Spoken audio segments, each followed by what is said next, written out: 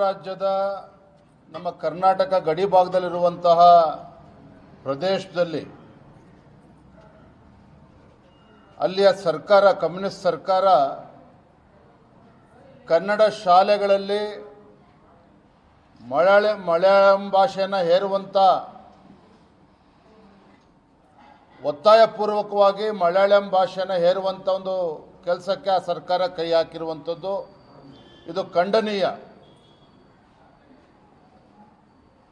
ಇದು ಭಾರತೀಯ ಜನತಾ ಪಾರ್ಟಿ ಇದು ಪ್ರಬಲವಾಗಿ ಖಂಡಿಸ್ತದೆ. ಅಷ್ಟೇ ಅಲ್ಲ, ಎಲ್ಲ ಕನ್ನಡ ಪರ ಸಂಘಟನೆಗಳು ಕೂಡ ಇದರ ಪ್ರಬಲ ವಿರೋಧವನ್ನು ಮಾಡಿದೆ. ನಾನು ರಾಜ್ಯದ ಮುಖ್ಯಮಂತ್ರಿಗಳಲ್ಲಿ ಕೇಳೋದಕ್ಕೆ ಇಚ್ಛಪಡ್ತೇನೆ, ಏನು ನಿಮ್ಮ ರಾಷ್ಟ್ರದ ಕಾಂಗ್ರೆಸ್ ಪಕ್ಷದ AICCಯ ಪ್ರಧಾನ ಕಾರ್ಯದರ್ಶಿಗಳು KC ವೇಣುಗೋಪಾಲ್ ಅವರು ಕರ್ನಾಟಕದ ವಿಚಾರದಲ್ಲಿ ಪದೇ ಪದೇ ಮೂಗು ತೋರಿಸುವಂಥ ಕೆಲಸವನ್ನು ಮಾಡ್ತಾರೆ. ನೀವು ಕೂಡ ವಯನಾಡಿನಲ್ಲಿ ಬೇರೆ ಬೇರೆ ಸಂದರ್ಭದಲ್ಲಿ ಕೇರಳಕ್ಕೆ ಸಹಾಯ ಹಸ್ತವನ್ನು ಕೂಡ ಕಾಂಗ್ರೆಸ್ ಸರ್ಕಾರ ಚಾಚಿರುವಂಥದ್ದು ನಿಮಗೆಲ್ಲ ಗೊತ್ತಿದೆ.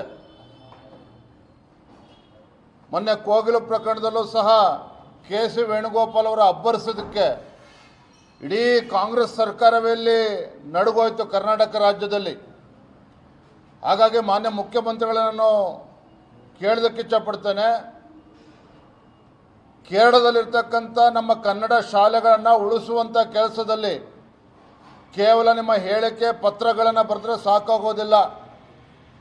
ನಿಮ್ಮ KC ವೇಣುಗೋಪಾಲ್ ಅವರ ಕಿವಿಯನ್ನು ಹಿಂಡಿ ಯಾವುದೇ ರೀತಿ ಕನ್ನಡಿಗರಿಗೆ ಅನ್ಯಾಯ ಆಗಬಾರ್ದು, ಕೇರಳದಲ್ಲಿರುವಂತಹ ಕನ್ನಡ ಶಾಲೆಯನ್ನು ರಕ್ಷಣೆ ಮಾಡುವಂಥದ್ದಾಗಲಿ, ಕೇರಳದಲ್ಲಿರ್ತಕ್ಕಂಥ ಕನ್ನಡ ಶಾಲೆಗಳ ಮೇಲೆ ಮಲಯಾಳಂ ಭಾಷೆ ಹೇರುವಂಥದ್ರಲ್ಲಿ ಯಾವುದಕ್ಕೂ ಕೂಡ ಅವಕಾಶನ ಕೊಡಬಾರ್ದು.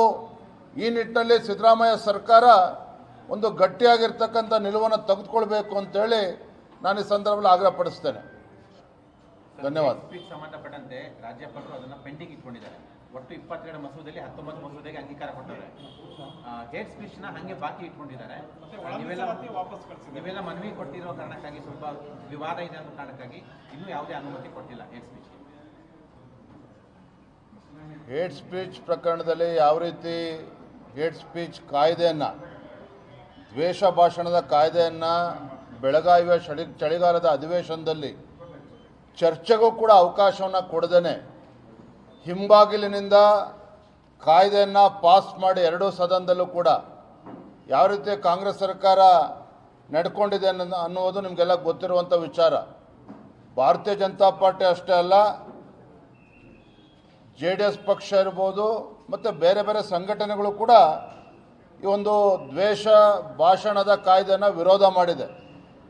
ಒಂದು ರೀತಿ ಕಾಂಗ್ರೆಸ್ ಸರ್ಕಾರ ಒಂದು ತುರ್ತು ಪರಿಸ್ಥಿತಿಯನ್ನು ಹೇರುವಂಥ ಒಂದು ದುಸ್ಸಾಹಸಕ್ಕೆ ಹಾಕಿರುವಂಥದ್ದು ರಾಜ್ಯದಲ್ಲಿ ಪ್ರತಿಯೊಬ್ಬರು ಕೂಡ ಇದು ವಿರೋಧ ಮಾಡ್ತಾ ಇದ್ದಾರೆ. ಹಾಗಾಗಿ ಬಹುಶಃ ರಾಜ್ಯಪಾಲರು ಕೂಡ ಅದನ್ನು ತಡೆ ಹಿಡಿಯುವಂಥ ಕೆಲಸ ಮಾಡಿದ್ದಾರೆ. ನಾವು ಕೂಡ ಇದನ್ನು ಮನವಿಯನ್ನು ಕೂಡ ಮಾಡಿದ್ದೇವೆ.